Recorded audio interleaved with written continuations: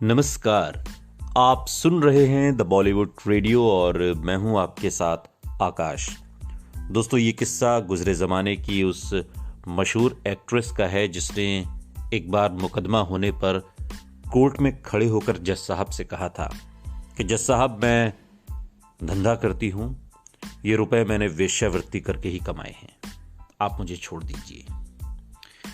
ये कहानी है 80 के दशक की सुपरस्टार एक्ट्रेस माला सिन्हा की। 80 के दशक में कई अभिनेत्रियां हुई जिन्होंने बॉलीवुड में राज किया और अपनी एक अलग पहचान बनाई, लेकिन उसमें कुछ एक्ट्रेस ऐसी भी रहीं जो आज गुमनामी की जिंदगी जी रही हैं, और उन्हीं में से एक हैं माला सिन्हा। माला सिन्हा जिन्होंने 80 के दशक में कई सुपरहिट फिल्में दी। माला सिन्हा के चाहने वालों की कोई कमी नहीं थी, वो दर्शकों के दिलों पर राज किया करती थी। उनकी एक्टिंग और गायकी के लोग दीवाने थे। फिर कुछ ऐसा हुआ जिसने न सिर्फ फिल्म इंडस्ट्री बल्कि उनके फैंस को भी हैरान कर दिया। माला सिन्हा के घर के बाथरूम में लाखों रुपए मिले थे, और जब ये बात लोगों ने सुनी तो लोग दंग रह गए। आज के इस पॉडकास्ट में उसी रोज का किस्सा। माला सिन्हा के बचपन का नाम आपको पता है?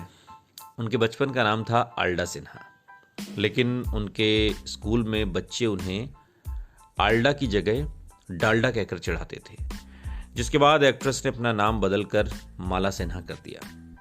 माला सिन्हा अपने करियर के शुरुआती दिनों में बंगाली फिल्मों में काम करती थी, और फिल्मों में आने से पहले माला सिन्हा रेडियो पर गाना गाया करती थी।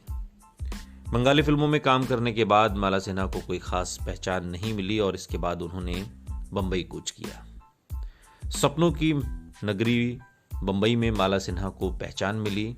एक दिन अचानक माला सिन्हा की मुलाकात गुरुदत्त से हो गई, और गुरुदत्त ने माला सिन्हा की खूबसूरती देखकर उन्हें फिल्म में लेने का मन बना लिया, और फिर साल 1957 में आई फिल्म प्यासा में माला सिन्हा को कास्ट किया। इस फिल्म के निर्माता, निर्देशक और अभिनेता गुरुदत्त ही थे। फिल्म रिलीज हुई और सुपरहिट। फिल्म प्यासा ने माला सिन्हा को एक नई पहचान दी। फिर क्या था, माला सिन्हा के पास फिल्मों के ऑफर्स की झड़ी लग गई। इसके बाद हेमलेट, बादशाह, रियासत, एकादशी, रत्न मंजरी, झांसी की रानी, पैसा ही पैसा, एक शोला जैसी तमाम फिल्में माला सिन्हा की झोली में आई। खूब नाम और पैसा कमाने वाली एक्ट्रेस माला सिन्हा के बारे में कहा जाता है कि वो बहुत कंजूस थीं। और सिर्फ यही नहीं, सिनेमा जगत के गलियारों में खबरें थीं कि नौकरों पर खर्च बचाने के लिए माला सिन्हा अक्सर अपने घर का काम खुद ही किया करती थीं, और उनके घर में कोई नौकर नहीं था। एक बार माला सिन्हा के मुंबई स्थित घर में इनकम टैक्स का छापा पड़ा, और इस दौरान उनके बाथरूम की दीवार से 12 लाख रुपए बरामद हुए। उस जमाने में इतने रुपए बहुत मायने रखते थे। एक बड़ी रकम थी। अगर आज के दौर से आप तुलना करेंगे, बहुत ज्यादा रकम है, करोड़ों में जाएगी बात। इनकम टैक्स के अधिकारी इस पैसे को जब्त करने की बात कर रहे थे, और इस पैसे को बचाने के लिए एक्ट्रेस माला सिन्हा ने अदालत में बेहद हैरान कर देने वाला बयान दिया और लिख कर दिया, जिसे सुनकर वहां मौजूद सभी लोग सन्न रह गए। माला सिन्हा ने इन पैसों को बचाने के लिए लिख कर दिया था कि उन्होंने ये पैसे वेश्यावृत्ति करके कमाए हैं। कहा जाता है कि माला सिन्हा के पिता अल्बर्ट इन रुपयों को हाथ से जाने नहीं देना चाहते थे, इसलिए उन्होंने वकील की ये सलाह अपनाई और माला सिन्हा ने यह बयान दिया। इसके बाद माला सिन्हा को लोग गलत निगाह से देखने लगे। फिर साल 1966 में माला सिन्हा ने एक नेपाली एक्टर चिदंबर प्रसाद लोहानी से शादी कर ली। माला सिन्हा और चिदंबर की एक बेटी हुई जिसका नाम है प्रतिभा सिन्हा। प्रतिभा सिन्हा ने भी मां की तरह फिल्मी दुनिया में कदम रखा, लेकिन उनका करियर कुछ खास नहीं चला और वो फ्लॉप हो गई। लेकिन एक गाना है जो सुपरहिट है और आपको याद होगा, परदेसी परदेसी जाना नहीं। उसमें वो जो चुलबुली सी लड़की है वही प्रतिभा सिन्हा है।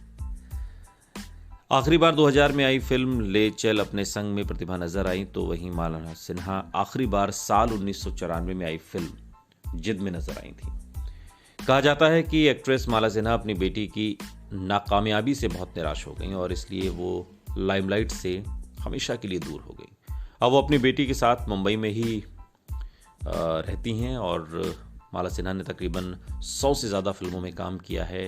अपने हुए पराए, फूल बने अंगारे, कर्मयोगी, धूल का फूल, आसरा, दो कलियां, आंखें भला कौन भूल सकता है, दिल तेरा दीवाना, हरियाली और रास्ता, हिमालय की गोद में, दिल तुझको दिया नसीब, नया ज़माना, लाल बत्ती, गुमराह, अनपढ़ जैसी तमाम फिल्में हैं जो माला सिन्हा के फैंस आज भी उन्हें उन फिल्मों के ज़रिए याद करते हैं। सुनते रहिए द बॉलीवुड रेडियो, सुनता है सारा इंडिया।